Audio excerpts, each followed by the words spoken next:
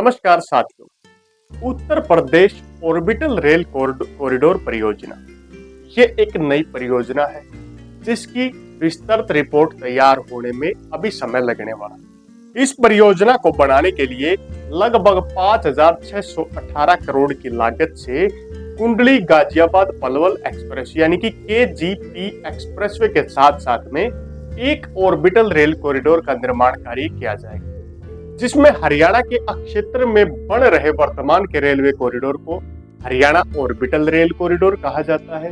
वहीं उत्तर प्रदेश के क्षेत्र में बनने वाले ऑर्बिट रेल कॉरिडोर को Uttar Pradesh orbital rail corridor के नाम से जाना जाएगा इन फ्यूचर। इस परियोजना पर हरियाणा सरकार ने उत्तर प्रदेश सरकार, केंद्र सरकार और रेलवे मंत्रालय पर काफी दबाव देने का कार्य किया, क्योंकि हरियाणा के हिस्से में बन रही हरियाणा ऑर्बिटल रेल कॉरिडोर परियोजना की DPR तैयार हो चुकी है। जमीन अधिग्रहण का 95% कार्य पूरा हो चुका है। वहीं इस परियोजना को उत्तर प्रदेश के भी अलग अलग हिस्सों से जोड़ के दिल्ली के चारों तरफ जैसे KMP और KGP दोनों एक्सप्रेस वे मिलके एक रिंग रोड बनाने का कार्य करते हैं।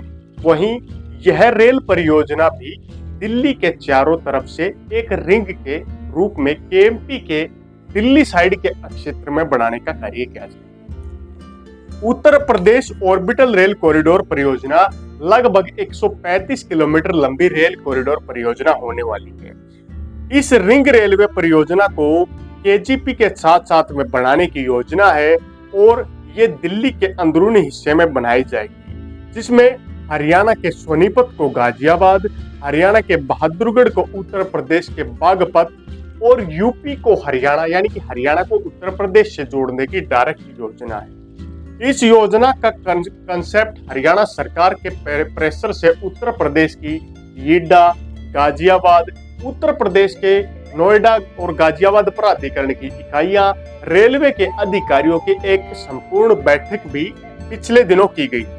इस बैठक में गाजियाबाद में इस ट्रैक को मंसूरी के पास से गुजारने की योजना पर कार्य किया जा रहा है।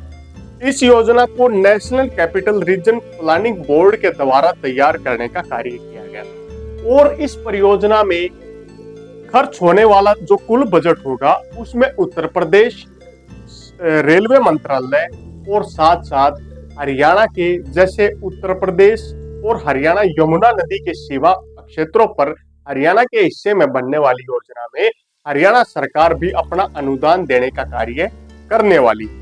इस योजना की अगर बात करें तो इस योजना में नए स्टेशनों का निर्माण कार्य किया जाएगा, जिनकी कुल संख्या लगभग 19 से 20 स्टेशनों के आसपास में होने वाली है और प्रति स्टेशन की आबादी लगभग जहां पर स्टेशन बनाया जाएगा वहां से देखा जाएगा कि कम से कम 10,000 की मिनिमम आबादी होनी चाहिए।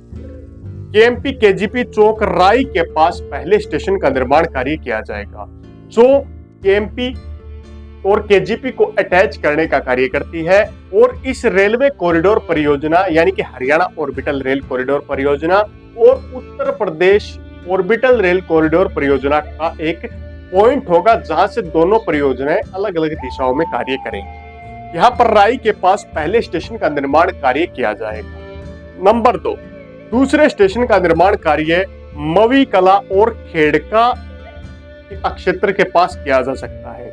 खेड़का के क्षेत्र में खेड़का खेल स्टेडियम के पास दूसरा स्टेशन या खेड़का खेल स्टेडियम और खेड़का वर्तमान की तहसील शहर के पास में दूसरे स्टेशन का निर्माण कार्य किया जाएगा।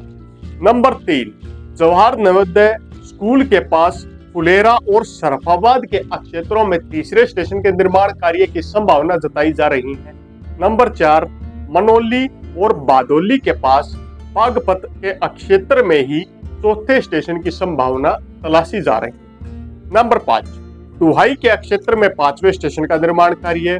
नंबर 6, मुरादनगर के क्षेत्र में 6ठे स्टेशन का निर्माण कार्य और नंबर 7, दासना के क्षेत्र में भी एक स्टेशन का निर्माण कार्य जो गाजियाबाद के क्षेत्रों में पड़ते हैं, इनका निर्माण कार्य किया जाएगा।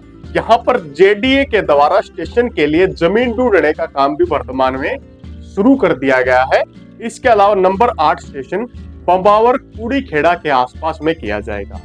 नंबर 9, दादरी के क्षेत्र में भी एक स्टेशन का निर्माण कार्य होगा। इसके बाद नंबर 10वां station 334C expressway toll plaza Kundli Ghaziabad के पास में किया जाएगा। नंबर 11, इमली का लड़पुर गांव के क्षेत्र में इसका 11वें स्टेशन का निर्माण कार्य किया जाएगा। नंबर 12 स्टेशन दादूपुर और दनकोर अमरपुर के क्षेत्र में किया जाएगा। नंबर 13वां जो स्टेशन होगा वो यमुना एक्सप्रेसवे के आसपास में बनाया जाएगा। नंबर 14 स्टेशन आमिल बेला कला क्षेत्र में किया जाएगा, जहां पर यूपी और हरियाणा की सीमाई क्षेत्र लगता है।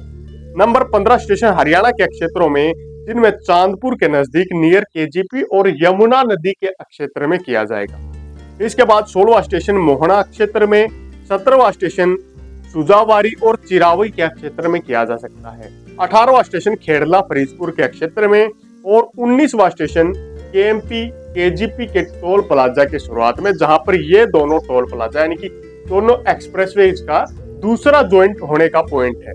यहाँ पर असवाटा और खसोपुर के क्षेत्र में जमीन का निर्माण कार्य के साथ यहाँ पर स्टेशन बनने की संभावित ये पॉइंट्स रखे गए हैं। अभी इसकी डीपीआर तैयार नहीं की गई है, कंप्लीट रिपोर्ट डीपीआर तैयार होने के बाद ही आ पाएगी।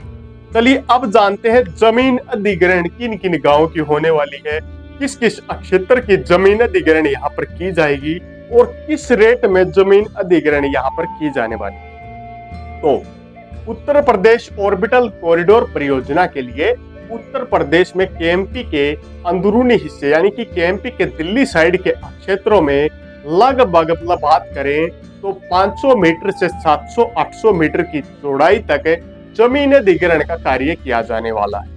ये केएमपी की ग्रीन बेल्ट को छोड़ते हुए यहाँ पर रेलवे ट्रैक बिछाने का कार्य होगा और यहाँ पर विद्युतीकरण के साथ दोहरी लाइन बिछाने का निर्माण कार्य भी होने वाला है।